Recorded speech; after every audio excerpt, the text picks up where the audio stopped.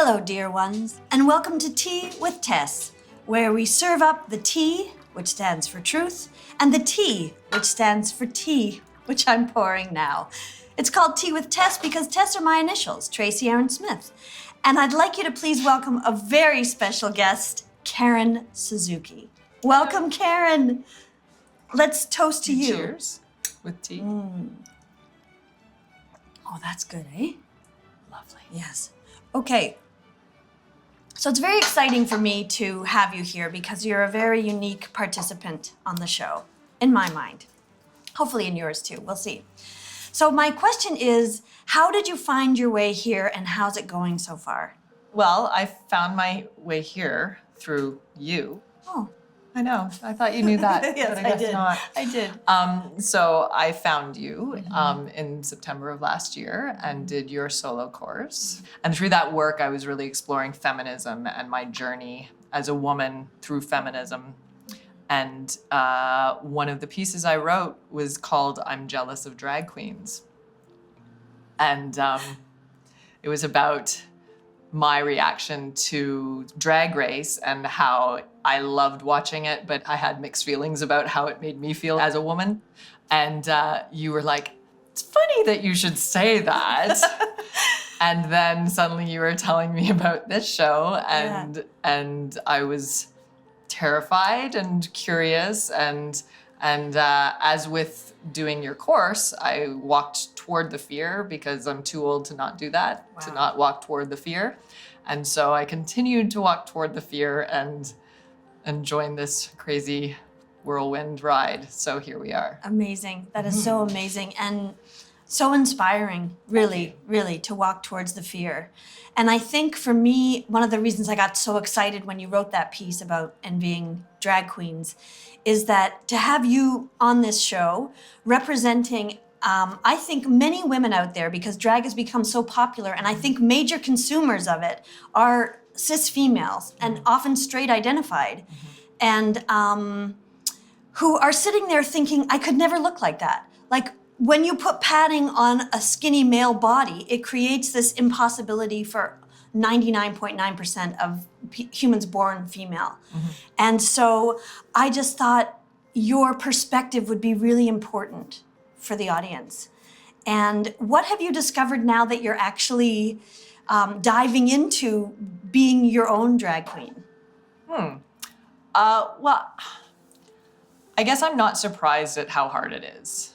I'm so inspired by the drag artists that I get to play with because they're so talented and hardest working people I've ever met and kind and giving and just everything I could ever want from a drag family. So that's not surprising, but amazing and a great experience. I'm surprised at how much the putting on of drag is also a releasing of self, an unmasking, if you will. It really messes with your brain to be putting all this stuff on to then discover a part of yourself that you had hidden. So that's fascinating. Again, not completely surprising, but it's one thing to understand it intellectually, but then to actually do it and feel it is gah. And I don't think, when I was in theater school in my late teens, early 20s, when we did things like clown and stuff, I didn't have enough, dare I say, baggage or enough experience to sort of feel what that felt like, to be free with that mask, the unmasking mask, if you will. So far in the process, with these new people that you've met, what has been the most joyful part of it and what have been any challenges, if there are? I think my exaggerated self, if I may reference that, was sort of exploring how I have trouble asking for help. That's good. That's good. Yeah. Oh, okay. Actually, no. You know what? Oh, shit. You know what? You take this. You take that. Oh, I'll okay. take this. I can do this. I can do this. I'm good. I'm good. Okay. I'm good. Thanks. I'm so far out of my depth with this whole drag experience that I've had to ask for help. Wow. And that's been a really fascinating experience. And I hope that that's something I can take on after this, because even with childcare, even with everything, I told my husband last week, I said, let's ask for help. Like, let's ask someone to take care of Max so you can work tomorrow, because he's been, taking on extra responsibilities while I've been doing this. And I said, I learned from my drag family that I can ask for help, so we can ask for help. And it's weird that that should be so hard, but it is. And that's been a beautiful, joyful surprise, but also, I don't know, something to change about myself. I love hearing that. I love hearing that, drag queens taught me how to ask for help. or befriending drag queens and kings taught me. So we have something on the table that we've never actually had before at Tea with Tess, because I think of Tea with Tess as a very peaceful happening. But we have a massive knife. So I was wondering, you brought this. It's only one of two. One of two, exactly. So I was wondering if you could tell us what this is and why we have it. Okay, so this is a butterfly sword. It's a weapon that's used in my martial art, which is Wing Chun Kung Fu.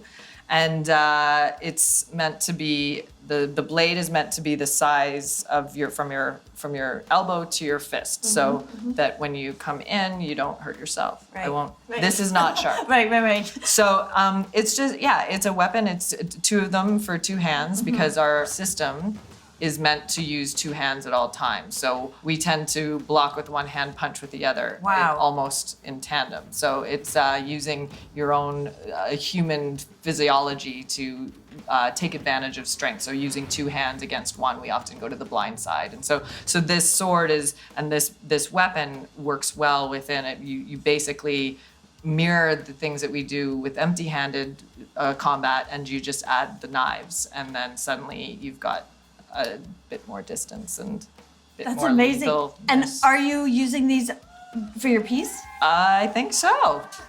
So what I think so, unless I things love change soon. about what you're doing and why I'm such a huge fan of the piece that you're creating is that traditionally, drag queens tend to celebrate and demonstrate a really hyper femininity, and that you're going to be bringing in your own feminine energy and feminine expression with this power. So you wanted to do drag, which is the same gender with which you identify.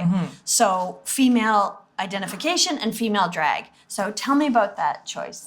Well, I grew up in a family of men and athletic men. And my father, who played basketball very competitively, he only chose to play team sports. And I asked him why, and he said, because it was the only time people didn't notice my race.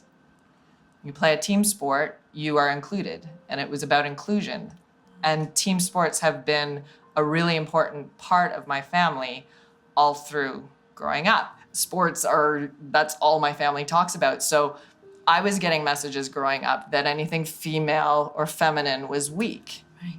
And it was not on purpose. It was, I think, a big part of second wave feminism, which my mother was experiencing in the 70s and 80s, trying to pass along to me. And that fear of showing too much femininity was very much, a sign of weakness. So that's how I grew up. So I was always one of the guys. I was always, wanting to compete with boys and prove that I could do things just as well as them.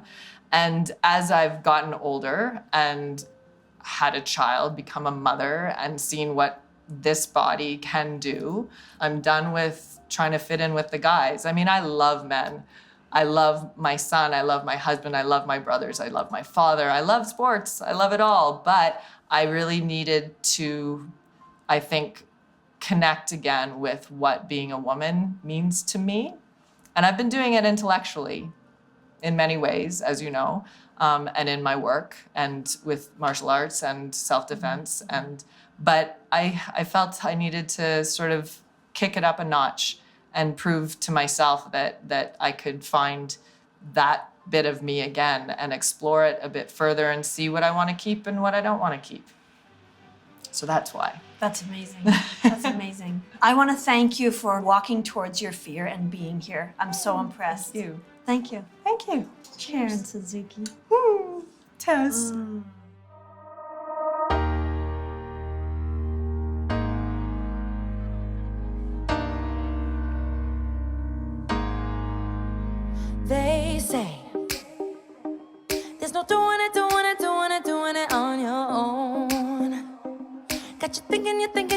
you're thinking you're all alone.